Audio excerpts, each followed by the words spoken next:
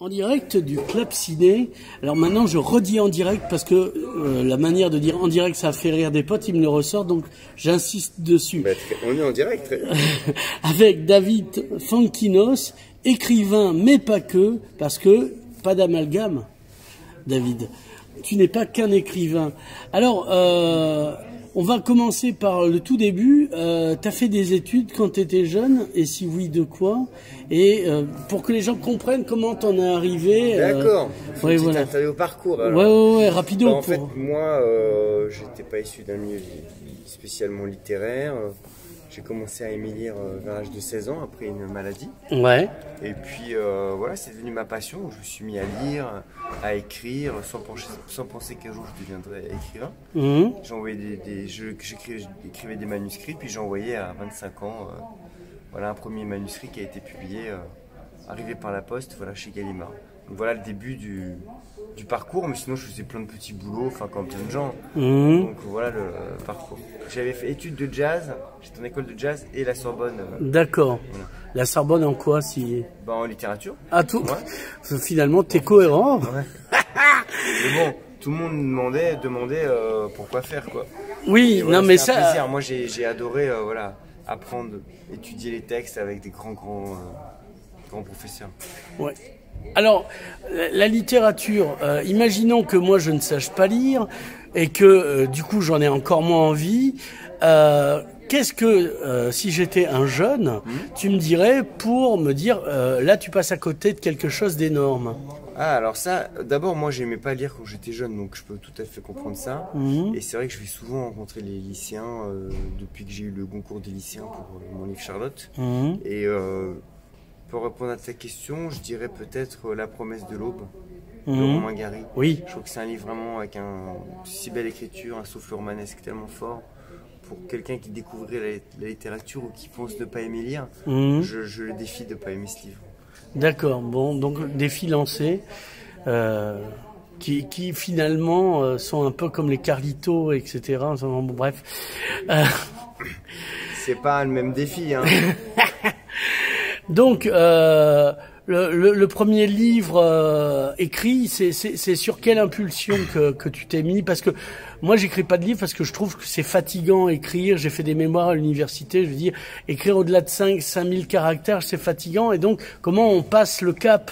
Pas le cap ordre, mais le cap des 5000 caractères pour que ça fasse 100, puis 200, puis au-delà. Tu vois, comment on tient? Je me pose pas la question comme ça. C'est de l'ordre de la nécessité, du besoin, de la passion.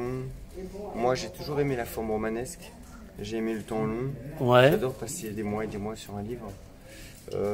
Après, je ne sais pas. Moi, j'ai commencé à écrire. J'écrivais des lettres, et puis après des nouvelles. Et puis, c'est devenu essentiel pour moi d'écrire. Alors, est-ce que tu penses que la littérature actuellement est au niveau de ce qu'elle mérite? C'est-à-dire qu'on distribue, alors les Français aiment le livre, etc. Mais est-ce qu'on transmet, parce que c'était un peu le sens de ma précédente, comment on transmet bien? Est-ce que la France fait bien son boulot pour transmettre le goût à la littérature? Je crois qu'on ne peut pas transmettre vraiment. Moi, il y avait des livres partout chez moi, j'adore lire, j'ai un fils de 18 ans qui ne lit pas trop. C'est le goût de chacun, c'est les professeurs. C'est aussi la chance de tomber sur le bon livre. Parce que je pense que quiconque tombe sur un livre qui va l'emporter va être touché par la lecture, va prendre du plaisir. Donc on voit bien que les jeunes lisent de moins en moins, mais c'est pas... Enfin, pour moi, le livre existera toujours. Donc j'ai pas la réponse à ta question. D'accord. Et finalement, moi je suis pas un psychopathe de la lecture en disant faut à tout prix lire, j'ai envie que les gens lisent parce que moi c'est toute ma vie, ça m'a apporté tellement de bonheur et de densité, c'est quand même le meilleur antidote à soi-même. On voyage, on rêve, on est ailleurs. Qu'est-ce que tu fais? Non, je le pose. Oui, c'est une mise en scène comme ça. Non, parce que c'est lourd à porter, c'est plus pratique pour discuter. Voilà. J'imagine. Donc l'idée c'est que en fait, est-ce que au-delà de la littérature, parce que là t'as commencé par écrire, est-ce que t'aimes pas raconter des histoires? Je dis ça pour faire la transition avec le cinéma. Non, mais t'as raison. Moi, je suis toujours animé par le désir de raconter des histoires avec je suis heureux que les lecteurs aient envie de suivre cette histoire et prennent peut-être même du plaisir, même si mon énergie principale, elle reste quand même dans la phrase, dans le style, dans la langue. C'est quand même ce qui est assez obsédant. Mais après, que ce soit au théâtre, au cinéma, dans les livres, c'est vrai que raconter une histoire, inventer des personnages, des péripéties, c'est quelque chose qui, moi, est important pour moi. Et du coup, pourquoi pas un jeu vidéo, quitte à narrer des choses, un jeu vidéo Un jeu vidéo, non, je me verrais pas faire un jeu vidéo. Non, pas forcément avec des histoires de Jedi ou de baston, mais la délicatesse en jeu vidéo, ce qui serait fort, c'est-à-dire que... Je te laisse faire, hein, c'est une bonne idée. Hein. Ah, je suis pas techniquement valable. Non, mais tu vois... Là, non, mais t'as raison, moi je sais que les jeux vidéo, je connais pas bien, mais il y a des grands scénaristes qui travaillent sur, bien sûr, sur les univers de jeux vidéo. Après, moi, c'est pas mon domaine, mais... Ou une série en intermédiaire, en guise de sas, tu vois. Ouais, on m'a proposé d'écrire sur une série, mais après je peux pas tout. Non, parce que l'idée c'est. Entre les romans et les films. Ouais. J'ai aussi beaucoup travaillé avec Jean-Paul Rouve, fait des films avec lui, mais je peux pas. Le roman, quand je suis sur un roman, c'est vrai que je reste dessus d'une manière assez concentrée et obsédante. Et alors. Est-ce que c'est devenu notre envie le cinéma? C'est-à-dire que tu parlais de la littérature, de ce côté irrépressible de l'écriture. Est-ce que le film devient une autre envie irrépressible? Alors, ton frère me disait que finalement, vous n'en avez commis que 3. Oui, mais c'est une longue aventure. On a commencé à travailler en 2002 ensemble. On a fait un court-métrage. On a travaillé sur beaucoup de films. On a fait 3 longs métrages. Ouais. Je ne pourrais pas me passer justement de pouvoir alterner ces 2 vies. Les moments de cinéma et les moments de plus de solitude où j'écris des livres. Ouais. Donc ça, c'est deux plages où tu bois des cocktails. Est-ce qu'il y a de la place pour autre chose? Alors j'avais dit le jeu vidéo, mais... Non, je crois pas. T'es un homme comblé. Non, par le tennis peut-être. Ah, quand même. Soyons sérieux. Non, je sais pas, je crois pas.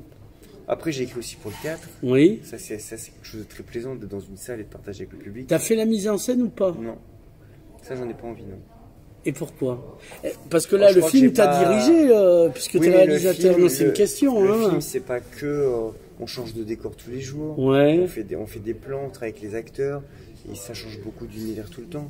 La mise en scène du théâtre, il faudrait venir 2 mois sur un plateau, faire bouger les comédiens dans un... Ce qui m'intéresse plus, c'est plus trouver les plans que leur déplacement. Ouais. Et puis je crois que je ne serais pas du tout excité à l'idée de passer 2 mois sur mon texte. D'accord, non mais c'est bon à savoir. Moi qui voulais te proposer d'en réaliser une, maintenant je dis plus rien, quoi. Alors, on va parler du film que j'ai vu. Alors comme je te disais avant-hier, je suis désolé, c'est pas très professionnel de ma part, mais de voir le film. En tant que journaliste, tu sais très bien que on a une éthique personnelle à ne pas lire, à ne pas voir, et à traiter. Au cinéma, je pense que ça passe plus facilement qu'un livre. J'ai souvent été interviewé par des journalistes qui n'avaient pas lu les livres. Ouais. Bon, ça me dérange pas plus que ça, mais on voit très vite qu'ils n'ont pas lu. Je pense que cinéma, tu peux bien t'en sortir sans l'avoir vu. Tu vois la bande-annonce, tu vois les deux, 3 trucs. Alors, il y a Monica Bellucci et... Non, erreur, tu l'as pas vu. Ouais, il y a Monica Bellucci. Ouais. C'est marrant, on en parle beaucoup de Monica Bellucci. Enfin, c'est marrant. Parce que c'est un fantasme des Français. Je veux dire, je veux pas dire que Jérôme m'a dit « Ah, t'as vu, il y a Monica Bellucci avant Carole Bouquet. » Mais on aime les deux, mais quand même, Monica Bellucci qui... J'avoue que moi... Parce que c'est un fantasme. Moi, j'ai toujours aimé ce qu'elle dégageait, ce qu'elle représentait. Je l'ai aimé dans certains films vraiment très plutôt d'admiration pour elle. Mais j'ai pas du tout anticipé ou mesuré, là on est en Ukraine avec Stéphane, la Bellucci mania est très forte. Et là on a un casting avec beaucoup d'acteurs. C'est vrai qu'on nous parle beaucoup de Monica. Et moi ça me rend heureux parce qu'elle a été très généreuse, très comment dire, très amusée, très ludique dans... Il y a trop de bruit. Pardon mesdames, on est en interview avec Monsieur Fontinos. Demande à Jérôme. Jérôme, alors on est en direct, on fait du bruit, mais ça serait bien qu'il y en ait moins. Excusez-moi, mais là du coup c'est bien, on montre qu'on est en direct, on interrompt, il y a un éléphant qui passe, on affronte une horde de Troyens, voilà quoi. Oui, donc pour reprendre, oui, Monica Bellucci. Oui, alors voilà. Monica, non, c'est vrai qu'en plus vraiment d'une gentillesse, d'une sympathie. Et c'est vrai que moi j'ai aimé son côté très libre et puis très, comment dire, très joueuse. On voit, là, on lui propose un rôle qui est quand même assez marrant. Ouais. Pendant 3-4 jours, elle était avec nous et c'est vrai que elle était gourmande voilà, de s'amuser. Et vraiment, là, c'est la bienveillance incarnée. Alors, Karine Viard, on sait qu'elle avait déjà travaillé avec toi.